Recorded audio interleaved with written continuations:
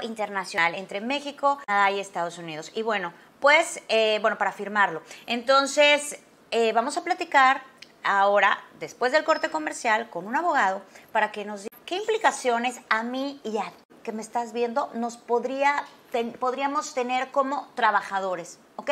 Vamos a platicar al regresar de la pausa comercial, así que yo los invito a que se queden conmigo. Esto es Pipiris Nice, completamente en vivo y desde casa.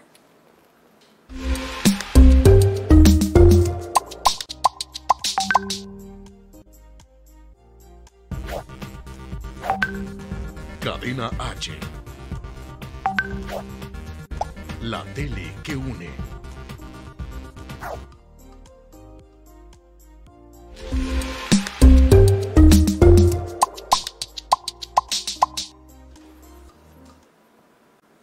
Ay, ¿vieron cómo me quedo una garza?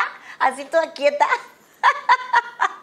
Ya estamos de vuelta, valientes. Me agarraron infraganti, hombre.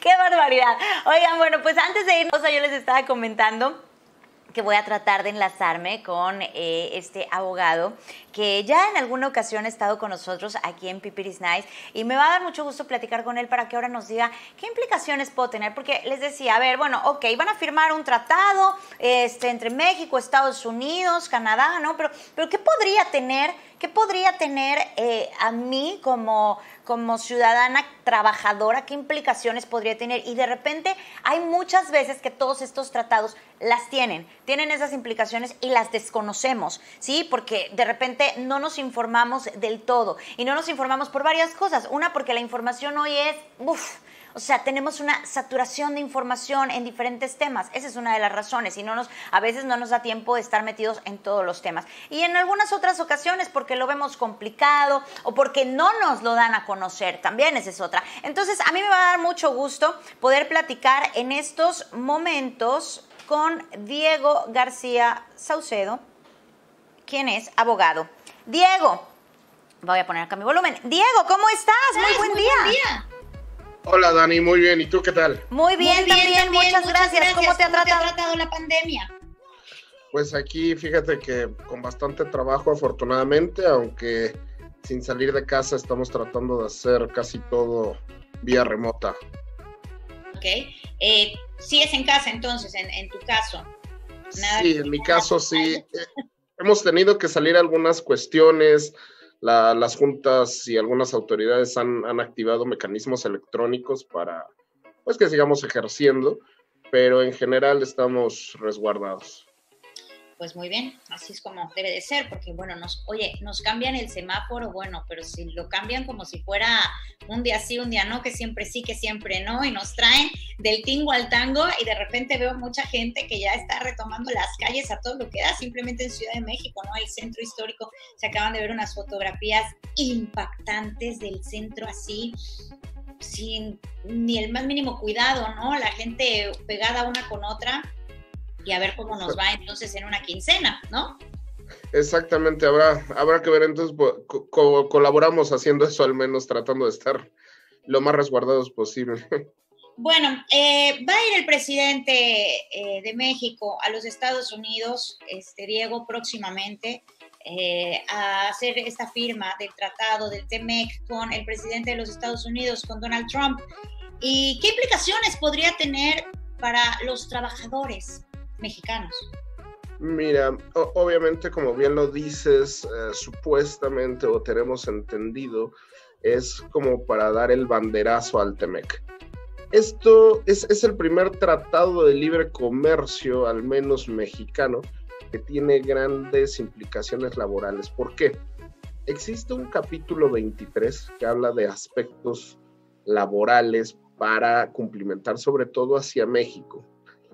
Vamos a recapitular un poco. Recordemos que en el 2017, a principios, el Ejecutivo emite su dictamen de una reforma laboral sin precedentes, una reforma laboral que modifica toda la situación actual, que modifica toda la dinámica que conocíamos en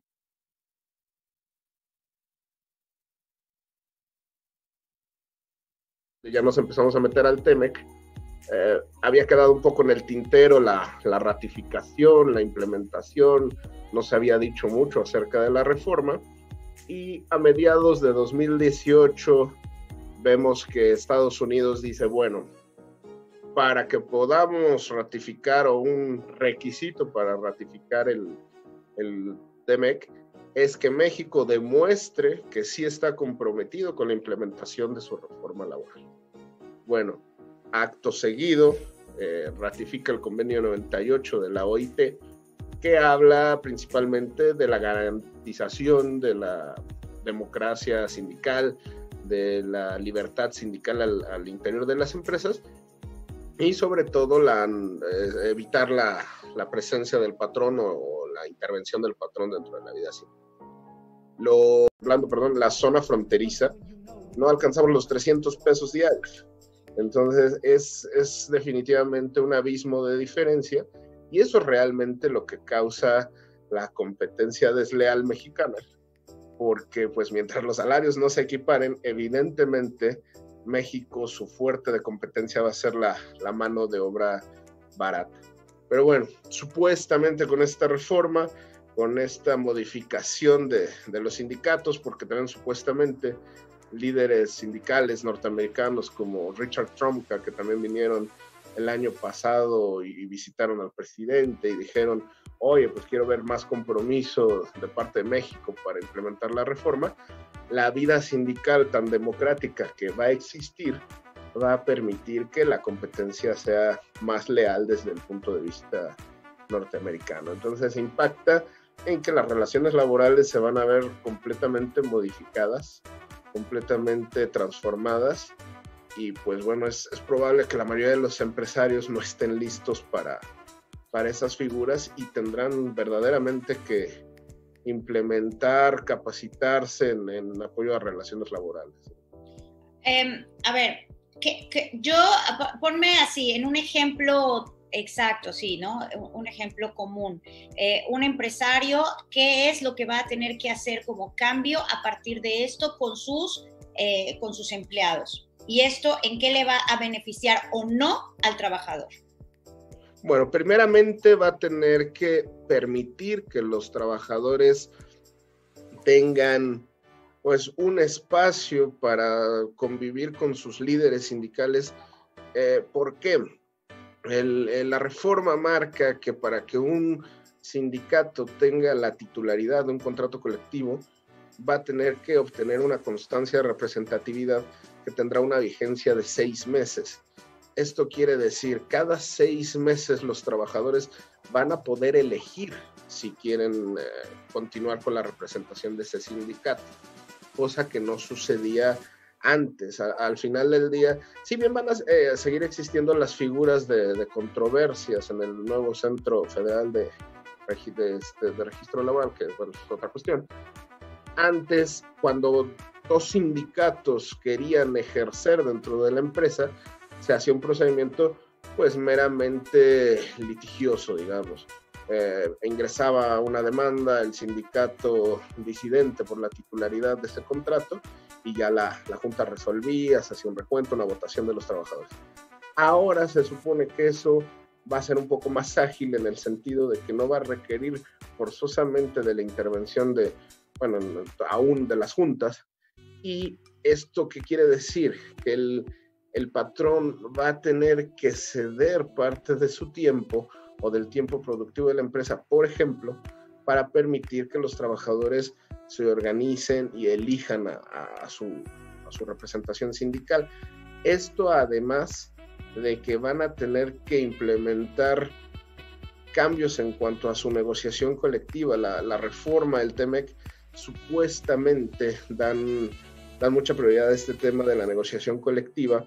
Esto quiere decir, muchas veces ya la negociación no va a ser tan, digamos, ornamental, va a ser más real, va a tener que capacitar mucho, insisto, a sus jefes de relaciones laborales, a sus coordinadores de recursos humanos, porque seguramente la vida sindical va a tener una evolución en el sentido de que las exigencias van a ser mayores, la vigilancia de las autoridades para los sindicatos va a ser mayor, todo el tiempo, insisto, van a estar compitiendo por esta constancia de representatividad, lo que implica que pues pudieran distraerse de la producción o que los acuerdos hechos previos con algunos sindicatos tengan que estar sobre tela de negociación más seguido. ¿Qué pasa con los que no son sindicalizados? Los que no son sindicalizados, bueno, obviamente no tienen, digamos, voz ni voto en cuanto al tema de negociación. Sin embargo, es la costumbre que el contenido del contrato colectivo, especialmente las prestaciones, cubren a toda la plantilla laboral, no sean ya sindicalizados o no sindicalizados. ¿Nos conviene o no nos conviene entonces como mexicanos estos cambios y este TEMEC? Yo te diría que en papel sí. Desgraciadamente, ¿qué va a pasar en unos años? Tenemos el éxito va a depender de que nosotros como mexicanos, abogados de empresa, abogados de trabajadores, sindicatos, autoridades, cambiemos el chip, ¿no? Porque existen muchas posibilidades, ejemplo, de que esto también se ha usado como un arma de extorsión sindical. La parte grave que no hemos comentado, que tiene que ver con el TEMEC, no solo es que veamos la voluntad, porque la voluntad de implementar la reforma ya se vio. Ahora más bien, ¿qué pasa si no cumplimos con la reforma laboral? Esto puede llevar a quejas internacionales en paneles internacionales que hagan que Estados Unidos, Canadá, si observan incumplimientos para México, impongan aranceles, multas. Entonces, sí, supuestamente estamos esperando proteja a los trabajadores. Sin embargo, tenemos una idiosincrasia que viene de muchas décadas atrás y no va a cambiar de la noche a la mañana. Y con la noche a la mañana quiero decir 4 años, que es en lo que se pretende que la reforma esté completamente implementada. Y pues sí nos conviene si la aprendemos a usar. Hay otro factor que no tiene nada que ver con el tema, que es que Estados Unidos cree que con esto, insisto, mágicamente se va a acabar la competencia desleal. Y ni la reforma ni el TEMEC van a cambiar eso mientras los salarios mexicanos no tengan pues una nivelación. También económicamente hablando es poco factible que aumentemos el salario mínimo al 100% de la noche a la mañana, pero sí empezar a dar aumentos más fuertes, con más estudio, empezar a subir el nivel de ingresos del mexicano. Eso ya nos pondría en un sistema más o menos parejo, y ahora sí se calificaría la calidad de producción y no tanto que si la mano de obra es más barata o más cara. No, pues Diego, eso sería maravilloso, ¿no? ¿Pero qué te digo? Ya veremos en 4 años qué pasa. No, bueno, o sea, subir los sueldos sería maravilloso y nuestro nivel de vida y la economía pues también sería maravilloso, pero difícilmente eso ocurra, al menos en este sexenio, ¿no? De la austeridad y todo. Yo creo que difícilmente podríamos encontrar eso, ¿no? Entonces nos quedaría la preparación y la asesoría, ¿no? De tanto los empresarios que empiecen a buscar este tipo de medios, ¿no? Como contigo, como gente que pudiera asesorar para que no agarre desprevenido a nadie, sobre todo. Sí, definitivamente las prácticas de negociación ya no pueden ser iguales. Habrá que tomar, la parte positiva es que habrá que tomar mucho en cuenta al trabajador, y con el trabajador no me refiero al sindicato o a sus representantes, sino verdaderamente hacer una recolección del sentir de las plantas, del sentir de los obreros, para que esto no se vaya a transformar en quejas internacionales que obviamente y tristemente puedan impactar a México en general. Claro, y que al final de cuentas pues sería lo menos conveniente para nosotros y tal vez lo conveniente para los otros países, ¿no? Quedaríamos en una completa desventaja, ¿no? Desde luego, y como tú decías, algo que te pudiera comentar, la Secretaría del Trabajo tiene proyectado que el salario mínimo aumente en un 100% a lo largo del sexenio, pero bueno, volvemos a lo mismo, el 100% de aumento no le llega a los $96 que pudiera ganar un trabajador en California, ¿no? Entonces es un camino muy, muy, muy largo, se vislumbra muy largo. Muy largo y que además aparte, por como dices, la buena intención podría existir, pero no se pueden hacer las cosas por magia, ¿no? O sea, tenemos una brecha, una distancia, ¿no? Para poder alcanzar. Es un país distinto, a final de cuentas, con unas condiciones distintas, y por mucho que existiera la intención, la voluntad, incluso que se llevara a cabo, no puede ser por arte de magia igualar, ¿no? Estamos de acuerdo, esa parte sería muy complicada, al menos todavía faltaría un tiempo para que eso suceda. Exactamente, insisto que la idiosincrasia se ha formado a través de décadas y por eso 4 años para estos efectos es muy pronto, es esperar que sea de la noche a la mañana, ¿no? Para efectos, digamos, de transición de lo que ha pasado. Diego, te agradezco muchísimo, te agradezco mucho esta plática contigo, esta conversación en donde nos despejes dudas.